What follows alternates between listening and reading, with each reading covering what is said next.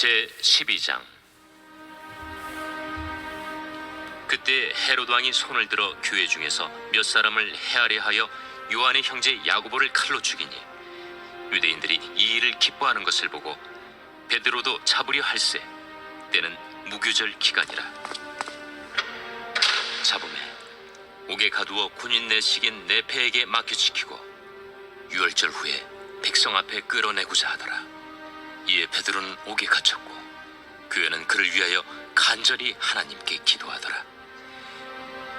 헤롯이 잡아내려고 하는 그 전날 밤에 베드로가 두 군인 틈에서 두 쇠사슬에 매어 누워 자는데 파수꾼들이 문 밖에서 옥을 지키더니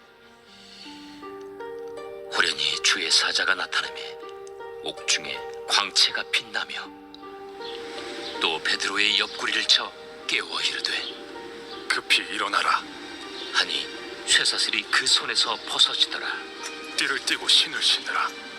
베드로가 그대로 하니 겉옷을 입고 따라오라. 베드로가 나와서 따라갈새 천사가 하는 것이 생시인 줄 알지 못하고 환상을 보는가 하니라. 이에 첫째와 둘째 파수를 지나 시내로 통한 쇠문에 이르니 문이 저절로 열리는지라. 나와서 한 거리를 지나매 천사가 곧 떠나더라. 이에 베드로가 정신이 들어 이르되 내가 이제야 참으로 주께서 그의 천사를 보내어 나를 헤롯의 손과 유대 백성의 모든 기대에서 벗어나게 하신 줄 알겠노라. 깨닫고 마가라 하는 요한의 어머니 마리아의 집에 가니 여러 사람이 거기에 모여 기도하고 있더라. 오늘 본문은 헤롯 왕의 예루살렘 교회 핍박 사건을 다루고 있습니다. 이 당시 헤롯 왕은 예수님이 탄생할 당시에 있었던 헤롯 왕의 손자입니다. 이 헤롯 왕은 자신의 지지도가 상승한다면 뭐든지 하는 그런 비열한 정치인이었습니다. 헤롯은 교회를 핍박하면 유대인들이 좋아한다는 것을 알게 되었습니다. 그래서 초대교회를, 이 예루살렘 교회를 아주 극렬히 핍박을 했죠. 그러던 중에 2절에 보면 요한의 형제 야고보를 칼로 죽이니 3절 유대인들이 이 일을 기뻐하는 것을 보고 베드로도 잡으려 할세. 헤롯은 요한의 형제 야고보를 살해하였는데 이 일로 자신의 지지도가 상승하는 것을 보고 이 베드로까지 이제 죽이려고 베드로를 옥에 가두어 놓았습니다. 스데반 집사의 순교 이후에 야고보도 죽고 이제 베드로까지 이제 죽을 지경입니다. 초대교회는, 예루살렘 교회는 연거푸 교회의 지도자를 잃을 위기에 처해진 것입니다. 오순절 성령 강림 사건 이후 예루살렘 교회는 아주 그 폭발적인 부흥의 길을 걷고 있었습니다. 근데 부흥이 거세진 만큼 핍박의 강도도 거세졌다는 것을 알 수 있죠. 특별히 교회 지도자들을 향한 공격이 거세졌죠. 마귀는 이 초대교회 때부터 시작해서 오늘날까지도 이 교회의 지도자들을 무너뜨려서 교회를 약화시키려는 그런 전략을 끊임없이 사용하고 있습니다. 따라서 성도는 교회의 지도자들과 목회자들을 위해서 반드시 기도해야 합니다. 절체절명의 순간에 그렇다면 교회는 무엇을 하고 있었습니까? 5절에 보면 이에 베드로는 옥에 갇혔고 교회는 그를 위하여 간절히 하나님께 기도하더라. 교회의 성도들은 베드로를 위해서 간절히 기도했다라고 되어 있습니다. 교회가 할 수 있는 것이라고는 기도밖에 없었습니다. 할 수 있는 것이 기도밖에 없었기 때문에 교회의 이런 모습은 한편으로는 참 무기력해 보이는 그런 모습이지만 하나님은 그 교회의 성도들의 기도를 들어주셨습니다.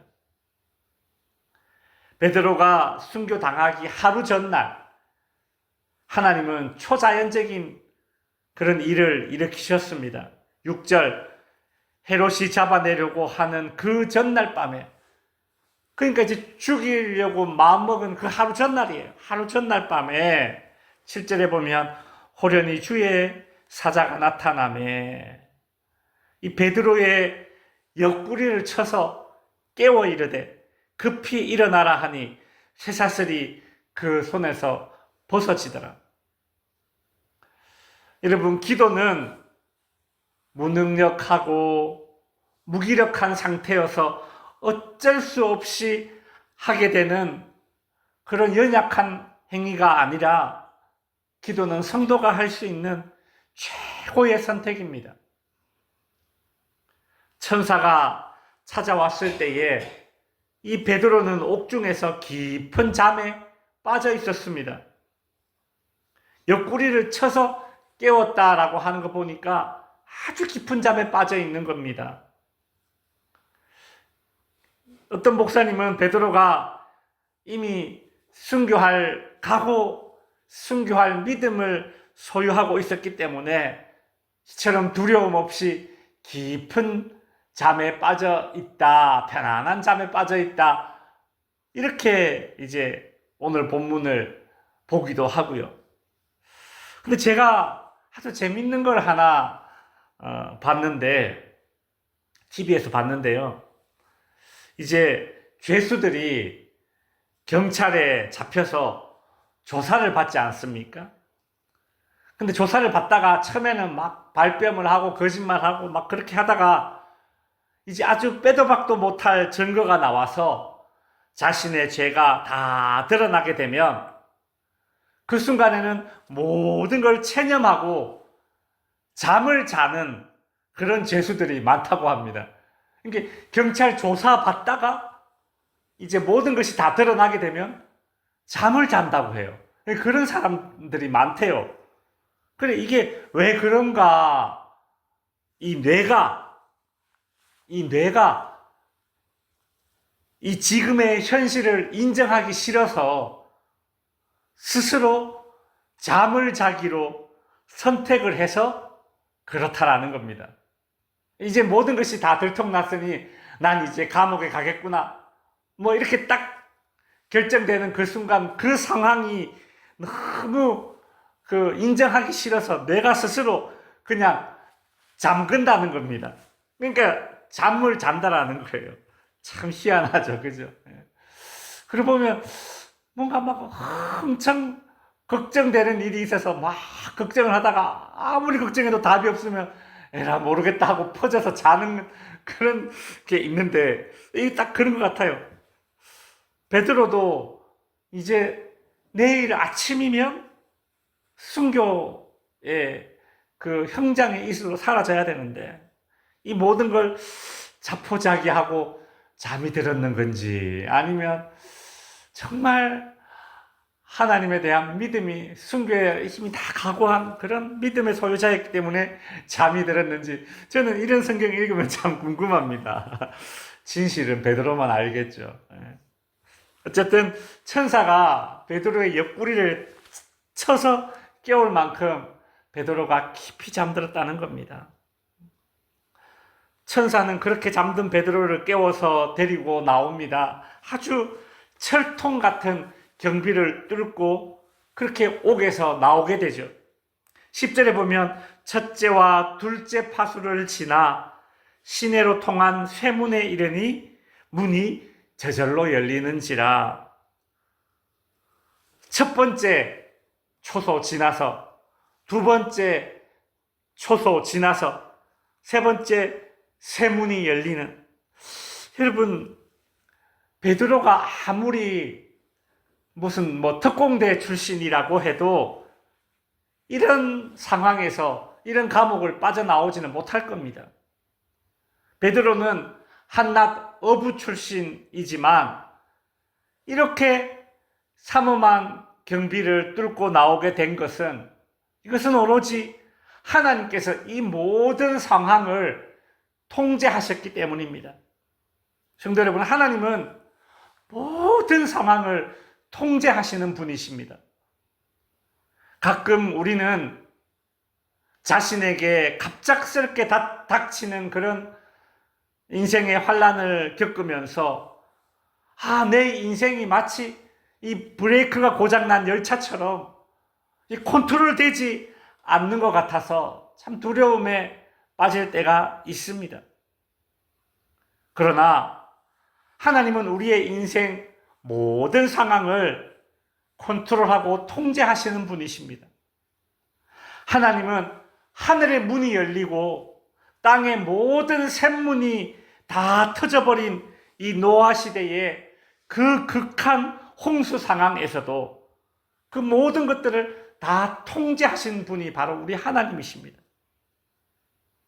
그런 하나님이 어찌 내 작은 인생의 걸음을 통제하시지 못하시겠습니까?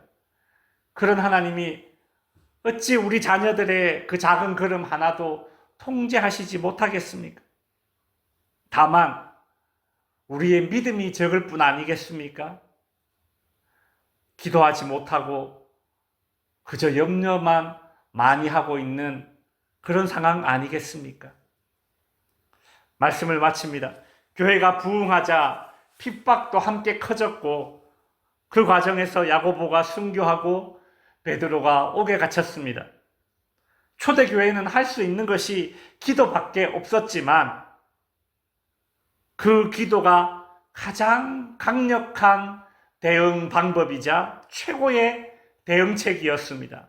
하나님이 움직이셨기 때문입니다. 그러니 기도해야 합니다. 하나님은 베드로를 철통 같은 감옥에서 말도 안 되게 수월하게 꺼내시면서 그 모든 상황을 다 통제하셨습니다. 하나님이 통제하지 못할 상황은 없다. 그것이 오늘 본문을 통해서 깨닫게 되는 그런 교훈입니다. 그러니 여러분의 인생이 마치 브레이크가 고장난 것 같다며 내 인생, 내 자녀의 인생 뭔가 컨트롤되지 않는 것 같은 불안함이 있다면 하나님이 통제하실 수 있도록 맡겨드리고 기도할 수 있는 저와 여러분이 될 수 있기를 바랍니다. 기도하겠습니다.